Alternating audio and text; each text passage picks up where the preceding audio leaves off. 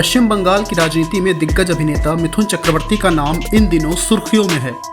प्रधानमंत्री नरेंद्र मोदी के साथ मंच साझा कर बीजेपी में शामिल होने के साथ ही मिथुन एक बार फिर से लाइमलाइट में आ गए हैं। बीजेपी के मंच पर उन्होंने खुद को कोबरा सांप करार दिया।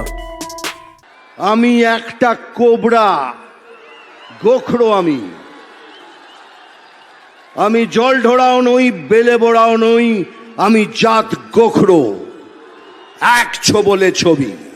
लेकिन मिथुन से जुड़े कुछ पुराने विवाद उन्हें ही डसते नजर आ रहे हैं। कहावत है, सियासत में मुर्दे कभी गाड़े नहीं जाते। राजनीति के अखाड़े में उतरने के साथ ही मिथुन से जुड़े विवादों को भी हवा मिलने लगी है। मिथुन का देखिए क्यों ज्वाइन किया, उसके बेटे के ऊपर रेप का मामला है। बीजेपी के लोग जाकर कि तुमको जेल जाना पड़ेगा, तो कहा नहीं हमको मत भेजिए। कहा तब चलो पार्टी में, तो जाके बंगाल में अब बीजेपी ज्वाइन कर लिए। कितना दल बदलेंगे ये लोग। दरअसल उत्तर प्रदेश में एक समय बीजेपी के सहयोगी रहे ओम प्रकाश राजभर ने मिथुन के बीजेपी में शामिल होने को लेकर बयान दिया है। सुहेलदेव भारतीय समाज पार्टी के अध्यक्ष और विधायक राजभर ने एक बयान में कहा कि मिथुन के बेटे पर रेप का आरोप है और इसी को लेकर बीजेपी की तरफ से दबाव के बाद वह पार्टी में शामिल हुए हैं। अन्य विपक्षी नेता भी कहीं गुपचुप तो कहीं खुलेआम मिथुन पर बेटे के रेप केस और खुद पर चिटफंड घोटाले के आरोपों के मद्देनजर बीजेपी में शामिल होने की बात कह रहे हैं। मिथुन के बेटे महाअक्षय उर्फ मिमोह चक्रवर्ती पर लगा यह आरोप पिछले साल अक्टूबर महीने का है। मुंबई में एक टीवी एक्ट्रेस ने मिमोह पर शादी का झांसा देकर 3 साल तक यौन उत्पीड़न करते रहने का आरोप लगाया था। ओशिवारा थाने में दर्ज हुई शिकायत में मिमोह की मां और मिथुन की पत्नी योगिता बाली का नाम भी शामिल था। इस आरोप की वजह से मिमोह की मदालसा शर्मा के साथ शादी टूटने का खतरा भी बन गया था। शिकायत के अनुसार पीड़िता और मिमोह साल 2015 से रिलेशनशिप में थे। मिमोह ने उनसे शादी करने का वादा कर शारीरिक संबंध बनाए। मिमोह ने एक्ट्रेस को अपने घर मिलने के लिए बुलाया और सॉफ्ट ड्रिंक में नशीली दवा दी। इसके बाद उन्होंने शारीरिक संबंध बनाए। आरोप है कि मिमोह शादी का झांसा देकर 3 साल तक संबंध बनाते रहे।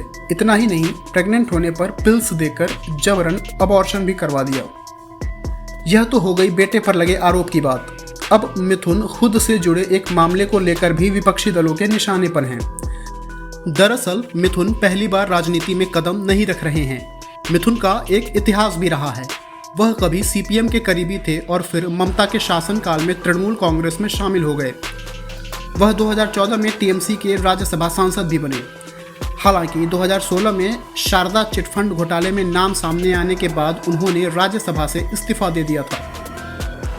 मिथुन शारदा कंपनी में ब्रांड एम्बेसडर थे। प्रवर्तन निदेशालय ने उनसे घोटाले को लेकर कई बार पूछताछ भी की है। बाद में मिथुन ने कंपनी को करीब 1 करोड़ 20 लाख रुपए की रकम भी लौटा दी थी। इसके बाद मिथुन ने अनिश्चित काल के लिए राजनीति से संन्यास की घोषणा की थी। अब बीजेपी के साथ नए अवतार में सामने आए फिल्म इंडस्ट्री के इस डिस्को डांसर की राजनीति कितनी जमेगी, यह तो आने वाला वक्त ही बताएगा।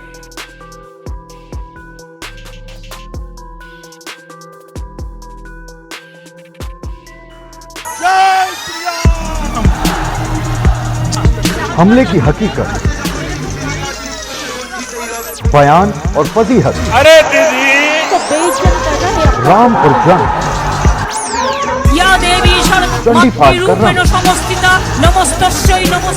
रैली में हिंदू राज,